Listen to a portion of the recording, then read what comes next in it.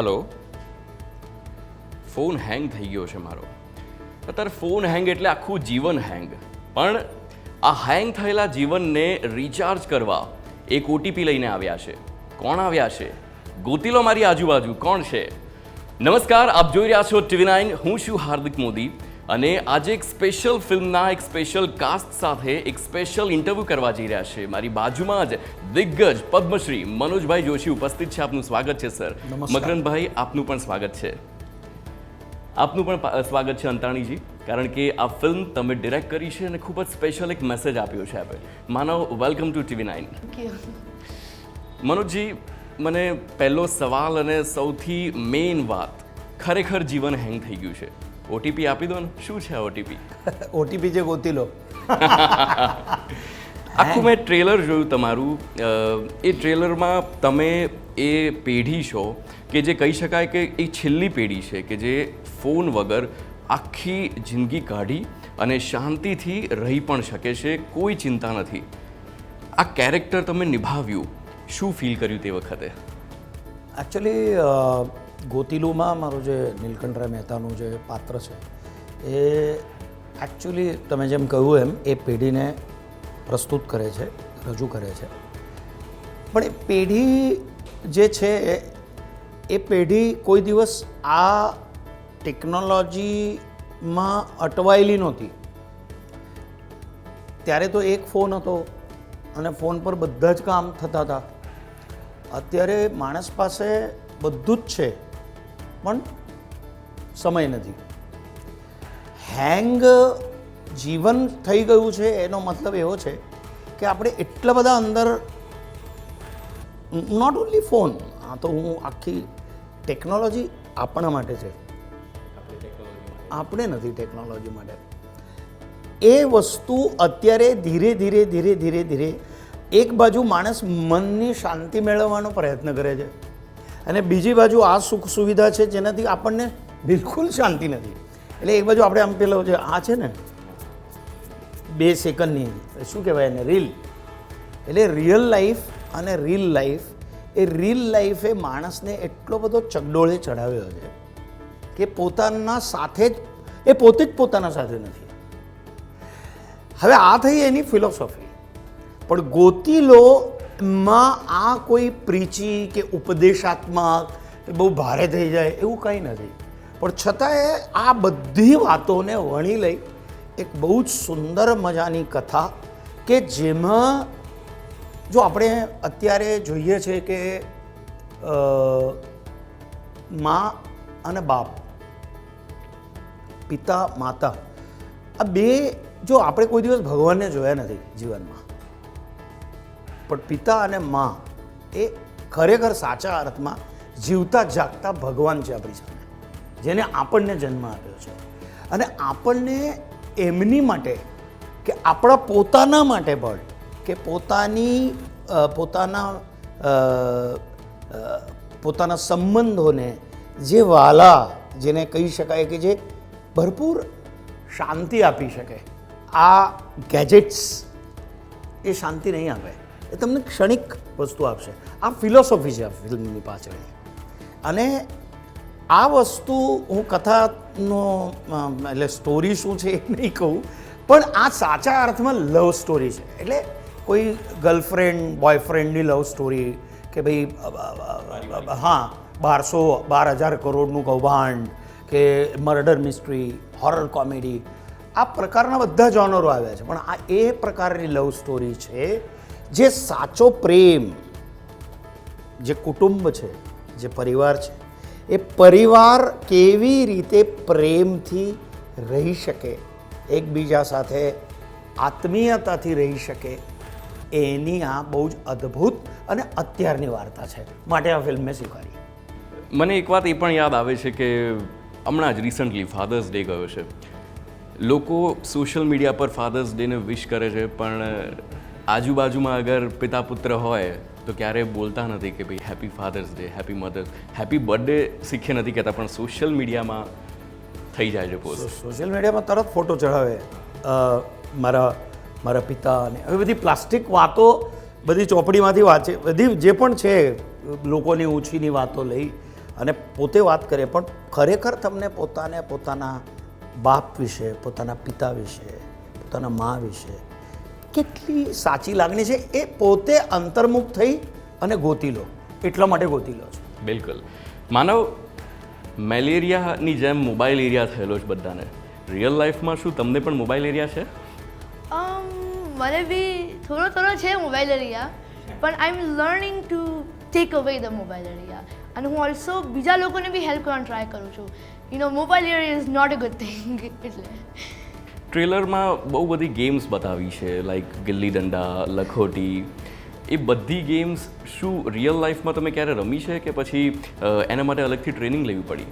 Like તમે એ જનરેશનના નથી, અગર મનોજજી હોય તો એમ કહું કે એમણે તો નાનપણમાં રમી હશે. શું તમે ક્યારે રમી છે બધી ગેમ્સ? મેં નથી રમી, પણ હું આ વખતે શૂટિંગમાં આવ્યો હતો ત્યારે હું થોડું શીખ્યો છું. એટલે મજા આવે. ભમરડો ક્યારે ફેરવ્યો છે? હા, બરાબર છે. ઓકે. દીપકભાઈ, તમારી ફિલ્મ્સનું એક છે ને એક ટૉપિક હોય છે. આની પહેલાં જે તમે ફિલ્મ કરી એક વૈચારિક યુદ્ધની વાત હતી તેમાં, આમાં પણ એક એટલો ડીપ મેસેજ તમે આપો છો. ટેકનોલોજી એની બધી જ વસ્તુ સારી છે, પણ એની એક લિમિટ હોવી જોઈએ. મનુષ્યથી વધારે કશું જ નથી. આ વિચાર કેવી રીતે આવ્યો કે આ ટૉપિક પર આગળ વધવું છે? એકચ્યુઅલી આ ફિલ્મના જે પ્રોડ્યુસર છે ગૌરાંગ ભાવસાર, એ મારા પરફોર્મિંગ આર્ટ્સ કોલેજના મિત્ર છે.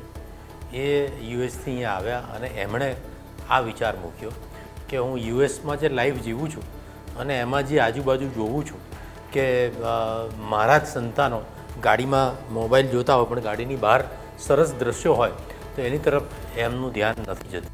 એટલે આપણે આ ચોરસ દુનિયામાં જાણે કે ખોવાઈ ગયા છીએ અને એકચ્યુઅલની દુનિયા જે બહાર છે એને ભૂલી ગયા છીએ. અને એ બધા જે પેઢીના એમના ત્યાંના જે આપણે અહીંયા પણ છે એ પ્રશ્નોની ચર્ચા કરીને કે આપણે આની ઉપર કંઈક કરીએ. એટલે પહેલાં તો મને એમ થયું કે આ બહુ ઉપદેશાત્મક થઈ જશે અને આને વાર્તામાં ઘડી લેવું પડે. અને બીજું મેં એમને થોડુંક આર્થિક ધારાધોરણોની વાત કરી કે ગુજરાતી ફિલ્મમાં પૈસા કમાવાની પણ ગુમાવવાની તૈયારી હોય તો બનાવજો. પણ એમનું પેશન હતું આ સબ્જેક્ટ માટે અને એમણે એવું કીધું કે ભલે ગુમાવવા પડે પણ મારે આ ફિલ્મ બનાવવી જ છે. અને એ રીતે આ વિષય આવ્યો.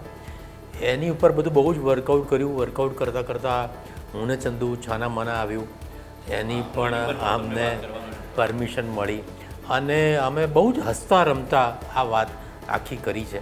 કારણ કે ચંદુનું પાત્ર છે, બીજી એક NRI છોકરીનું પાત્ર છે, આજની જનરેશનનો બીજો પણ એક છોકરો છે. આ બધા બાળકો અને દાદાની મસ્તી અને એમાં વચ્ચેની જનરેશનને કેવી રીતે નોસ્ટાલ્જિયા ફીલ કરાવે છે અને કેવા બધા મિસ્ચીવિયસ પ્લોટ્સ ગણાય છે, એની બહુ સરસ વાત છે.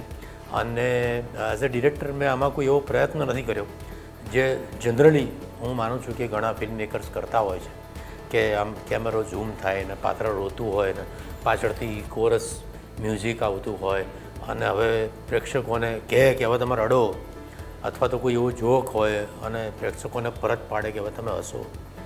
મને એમ છે કે આ ફિલ્મમાં એવું કશું પ્રયત્ન નથી કરવો પડ્યો કે કશું અમે કહેતા નથી, આપોઆપ જ ઓડિયન્સને એ ફીલ થાય છે કે અહીંયા મારે હસવું છે કે અહીંયા મારે શું લેવું છે. બિલકુલ. એવું એક સિમ્પલ મેકિંગનો પ્રયત્ન. એટલે સક્સેસફુલ સ્ટોરી ત્યારે જ કહેવાય છે જ્યારે કોઈ પણ એક્સ્ટ્રા સિનેમેટિક વર્ક વગર એ સ્ટોરી લોકોને સીધી જ ટચ થઈ જાય. અને એકચ્યુઅલી ટ્રેલરમાં પણ એ વસ્તુ બહુ સારી રીતે દેખાય છે અને આમ એક્સાઇટમેન્ટ પણ થાય કે હવે શું થશે નેક્સ્ટ. કારણ કે મોબાઈલ જ્યારે હાથમાંથી લીધો અને મકરંદભાઈ જ્યારે તમારા હાથમાંથી તમારા પિતાએ મોબાઈલ લીધો અને મેં એક્સપ્રેશન્સ જોયા હતા કે ભાઈ કિડની લઈ લીધી જાણે. તમારું કેરેક્ટર શું છે અને પિતા પુત્રની કેમિસ્ટ્રી કેવી છે? એટલે મારા પાત્રનું નામ છે વિકાસ નીલકંઠરાય મહેતા. હું નીલકંઠરાય મહેતાના મોટા દીકરાનું પાત્ર ભજવું છું. પણ મારે ખાલી એક આ જ વાતને બીજી પર્સપેક્ટિવથી મૂકવી હતી કે ભારત આપણો દેશ દુનિયાનો સૌથી મોટો મોબાઈલ મેન્યુફેક્ચરિંગ કન્ટ્રીઝમાંનો એક છે. સૌથી મોટું કન્ઝમ્પશન માર્કેટ જો છે મોબાઈલ ફોન્સનું, ટેકનોલોજીનું, લેપટોપ્સનું, તો એ ભારત છે. એટલે જે ફાઇન બેલેન્સ કહીએ ને, નોર્મલી આપણે ત્યાં ફિલ્મોમાં કેવું હોય છે કે કોઈ એક વાત મૂકવી હોય કે વિચાર રજૂ કરવો હોય તો એને આત્યંતિક રીતે કેવી રીતે રજૂ કરી શકાય એ એક પર્સપેક્ટિવ હોય છે. પણ અહીંયા દીપકભાઈએ એટલી સરસ રીતે, જેમ આપણે શુદ્ધ ગુજરાતીમાં કહીએ ને કે લસલસતો શીરો જેમ ગળે ઉતરી જાય ને, એવી રીતે બહુ જ, અને હમણાં જ જોશી સાહેબ કહેતા હતા કે ઓર્ગેનિક જેને કહીએ ને ફિલ્મ, એટલી બધી રિલેટેબલ બની છે. બે પ્રકારની ફિલ્મો હોય. ઓડિયન્સ જ્યારે જોવા જાય તો અંધારામાં એક હું જે નથી બની શક્યો એ જોવા માટે થઈને જાય. અમિતાભ બચ્ચન 10 જણાને એકલા હાથે ઢીશુમ ઢીશુમ કરીને મારતા હોય, જે પોતે જ જીવનમાં ન કરી શકતા હોય ઓડિયન્સ તરીકે. એટલે એ એક અનુભવ લેવા માટે વ્યક્તિ જતું હોય. બીજું, અરે આ તો આપણા જેવું છે, આ તો ખરેખર મારી સાથે જ આ જ થાય છે. This film is about that. અને એ જે ગોતીલોની ઘટના જે છે ને, કારણ કે લગભગ દરેક ગુજરાતી કે દરેક ભારતીયને ક્યાંક ને ક્યાંક આ હજી એ પેઢી છે કે જેનું ગામડામાં પણ એક ઘર છે, જ્યાં કોક ફઈ ફુવા માતા પિતા રહે છે. ગામડામાં પણ એક મહેતા ભુવન હજી પણ છે. હા, અરે ભાઈ ફુવા માતા પિતા ન રહેતો હોય તો એ ઘર પોતે છે. યસ, બિલકુલ. એ એક દેશ છે. એમ કે આપણે કહીએ ને ક્યાં જાઓ છો ઉનાળાના વેકેશનમાં, કે દેશ જઈએ છીએ. તો એ જે દેશની ઘટના છે ને, એ હજી જળવાયેલી છે થેન્કફુલી. અને એનું સીમા રેખા, સમયની સીમા ને ગોતવાની વાત એટલે આ ફિલ્મ છે. અને જે વિક્ટિમ છે ને, જેણે સુધરવાનું છે, એ પાત્ર મારા ભોગે અને ભાગે આવ્યું છે. બિલકુલ મનોજભાઈ, મને એક જેવું કીધું એમણે કે વિક્ટિમ છે ને સુધરવાનું આવ્યું છે, એ ટ્રાન્ઝિશન ટ્રેલરમાં પણ દેખાય છે કે શરૂઆતમાં લોકો એડિક્ટેડ હોય છે, પછી જેમ જેમ મોબાઈલથી દૂર ગયા અને તેમ તેમ જૂની વાતો યાદ કરી અને ધીમે ધીમે એ આખા ઓરામાં પાછા આવ્યા કે જ્યાંથી શરૂઆત કરી હતી. એ મહેતા ભુવનની જૂની યાદો પણ જોવા મળે છે. પણ જે તમે પ્રયાસ કર્યો કે આ બધાને પાછા એક પરિવારની જેમ લાવીએ અને જે આત્મીયતા લોકોમાં જે જળવાય, શું એમાં સફળતા મળી? ફિલ્મ જોશો તો ખબર પડશે ડેફિનેટલી. અને હા, એટલું તો કહીશ કે સકારાત્મક એનો એન્ડ છે ફિલ્મનો. જે સકારાત્મક, કારણ કે જીવન પોતે જ સકારાત્મક છે. માણસો એને નકારાત્મક લે છે એ વસ્તુ જુદી. પરિસ્થિતિજન્ય મહેનત કોઈને છૂટી નથી જીવનમાં.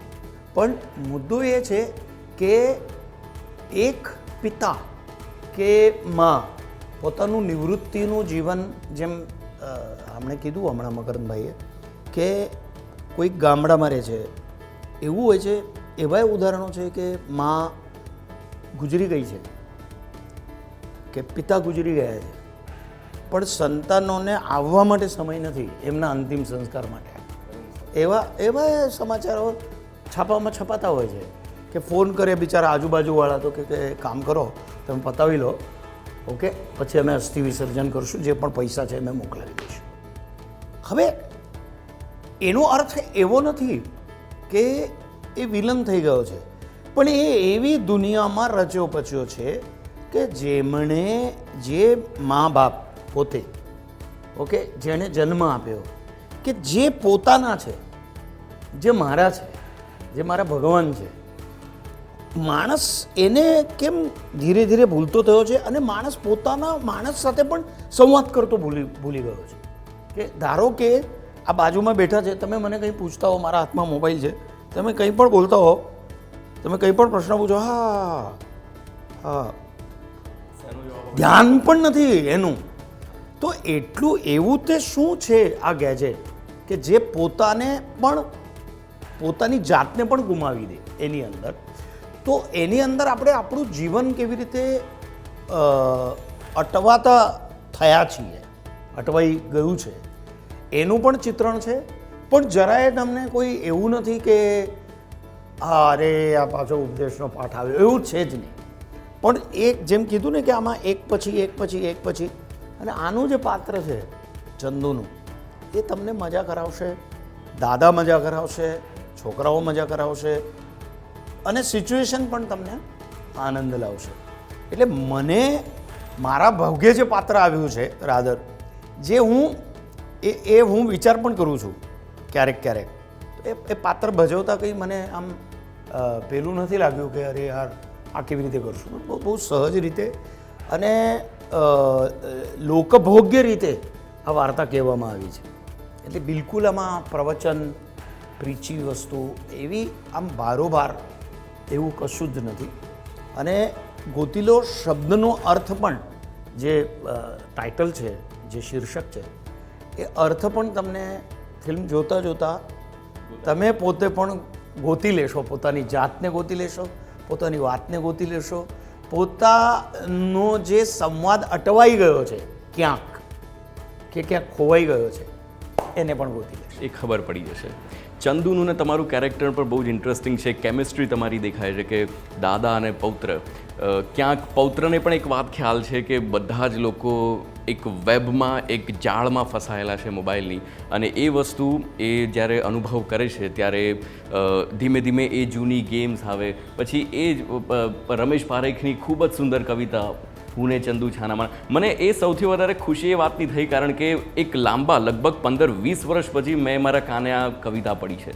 એટલે મને બહુ એ સારું લાગ્યું કે જે વસ્તુ હું સાંભળીને મોટો થયો એ વસ્તુ ફરીથી સિનેમામાં આવી છે. અને એક વાત મને પણ એ ગમી કે જે એકચ્યુઅલી કહેવાય કે સિનેમા એ સમાજનું પ્રતિબિંબ છે, એ વસ્તુ એકચ્યુઅલી તમે એ મૂકી છે.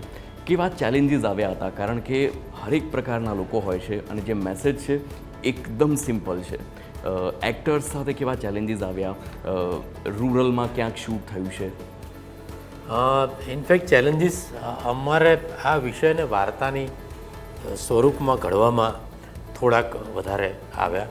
એટલે અમે એક વર્ઝન કર્યું, એને પાછું 4-5 જાણકાર મિત્રો સામે રીડિંગ કર્યું, સજેશન આવ્યા, ફરી બીજું વર્ઝન કર્યું, ફરી રીડિંગ કર્યું, પછી ત્રીજું વર્ઝન કર્યું. એમ 4-5 વર્ઝન કર્યા પછી અમે, કારણ કે એટલું બધું કહેવાનું હતું અને આપણી પાસે સ્પાન થોડો છે, પાત્રોના દ્રશ્યો રચવા કેવી રીતે, પણ ખૂબ બધી એક્સરસાઇઝ અને બ્રેઇન સ્ટોર્મિંગ પછી એ વાર્તા જેને કહેવાય કે બધાને ગમે એવી રીતે ગોઠવાઈ ગઈ. હજી ઘણું બધું કહેવું હતું પણ ઘણું બધું નથી અંદર લઈ શકાય એવું. ઘણું બધું શૂટ કરવું હતું એ પણ અમુક વસ્તુ નથી કરી શક્યા, પણ જે કરી શક્યા છીએ એનાથી અમને સંતોષ છે અને અમને એવી ચોક્કસ ખાતરી છે અથવા તો વિશ્વાસ છે કે ફિલ્મ જોયા પછી દર્શકો પોતાના જેને કહેવાય કે નોસ્ટાલ્જિયામાં, બાળપણમાં જતા રહેશે.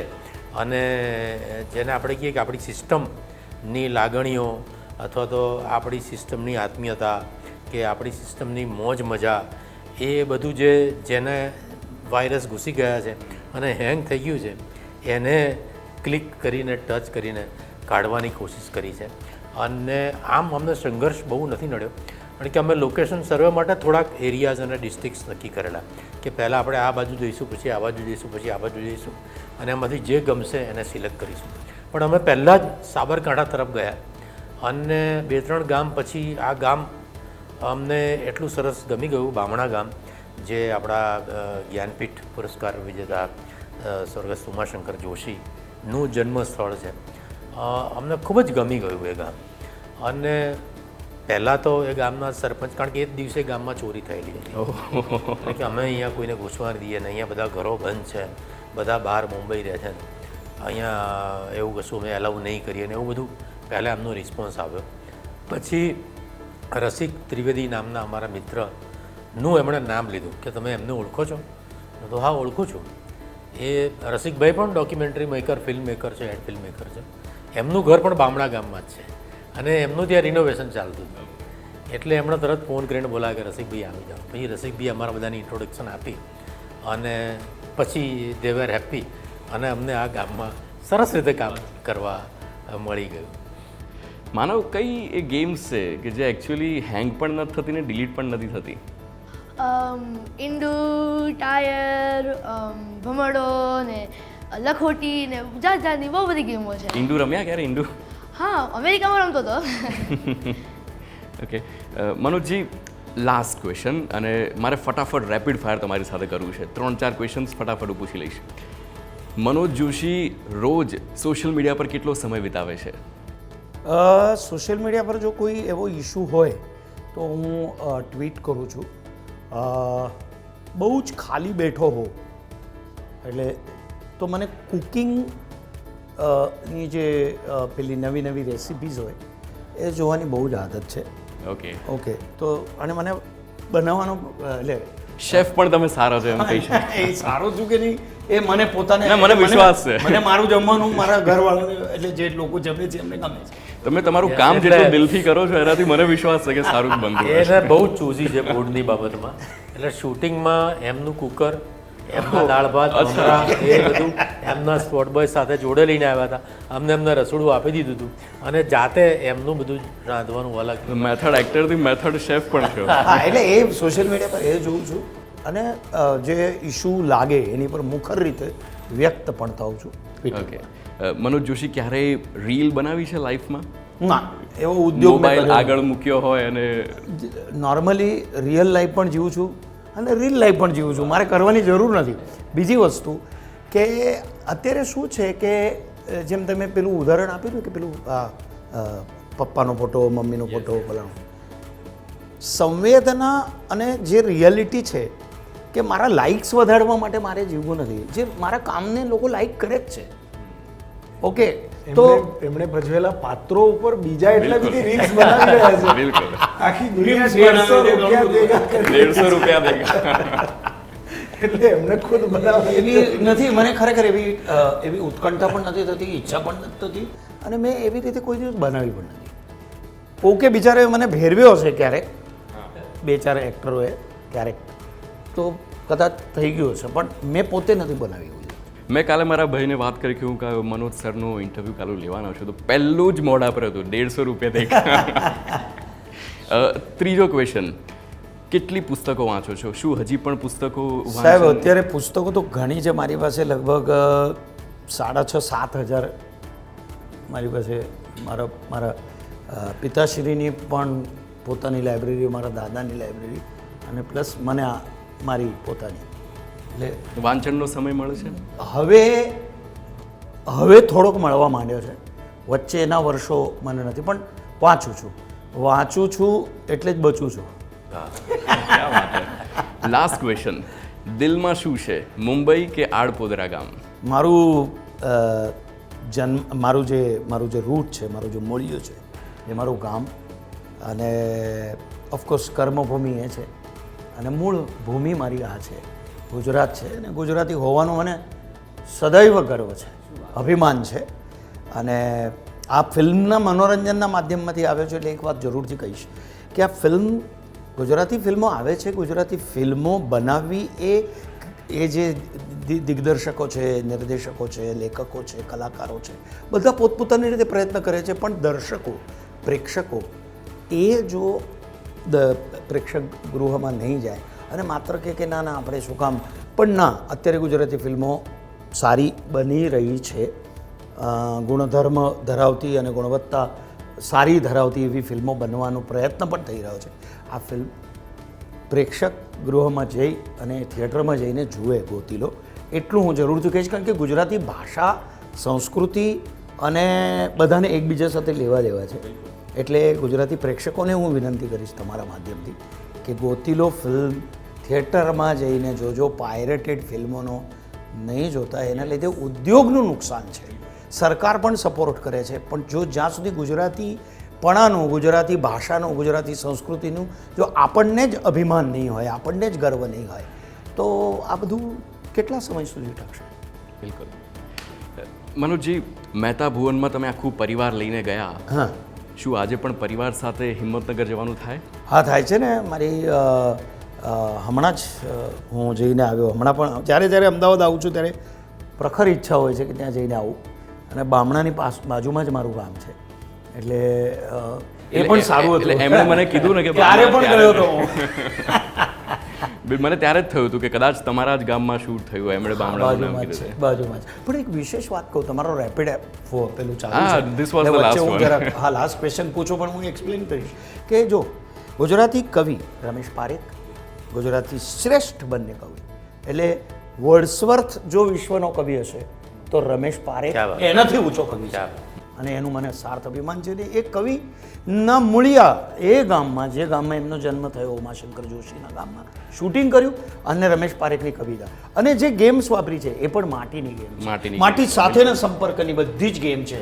તો માટીની વાર્તા છે, ગોતી લો, અને માટે ગોતીલો તમારા માધ્યમથી તમે પણ કહેજો કે આ ફિલ્મ જરૂરથી જુઓ. બિલકુલ બિલકુલ તો આ હતી ફિલ્મ ગોતિલોની સ્ટારકાસ્ટ. અને હવે એ જાણીએ કે ફિલ્મના પ્રોડ્યુસર ગૌરાંગભાઈ ભાવસાર તેમને એ કઈ વાત ગમી ગઈ હતી કે તાત્કાલિક જ્યારે આ સ્ટોરી સાંભળી અને તરત જ ફિલ્મ માટે હા પાડી દીધી. આ ફિલ્મનો આઈડિયા મને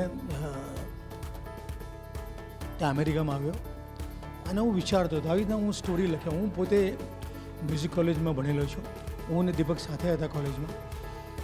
તો હવે રિટાયર્ડ થવાની ઉંમર આવી. મેં કીધું લેટ મી ગો મારા બેક ફિલ્ડમાં. તો આ સબ્જેક્ટ મને લોકોને જોયા અમેરિકામાં અને બધા ઇન્ડિયામાં. Everybody is busy with their phone. લાઈફમાં કશું રહ્યું નથી. જનરેશન ગેપ, બધા એટલા બધા એકબીજાને સમજી નથી શકતા.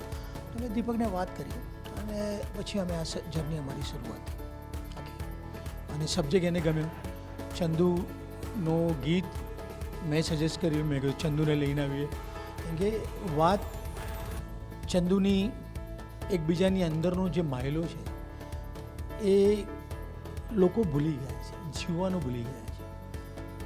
મોબાઈલ તમને જરૂરી છે, વર્ચ્યુઅલ દુનિયા બધું જરૂરી છે, પણ સાથે સાથે જીવવાનું બી બહુ જરૂરી છે. એટલે ટેકનોલોજીમાં ઘૂસવા કરતાં થોડું લાઈફ બી જીવો, એ માટે અમે ફિલ્મ બનાવી છે. તો આ છે ગોતિલોની સ્ટારકાસ્ટ. અને ગોતિલો તમારે એકચ્યુઅલી કંઈક શોધવાની જરૂર છે. શું શોધવાની જરૂર છે? મોબાઈલ નહીં, ટેકનોલોજી નહીં, પણ આત્મીયતાના સંબંધ.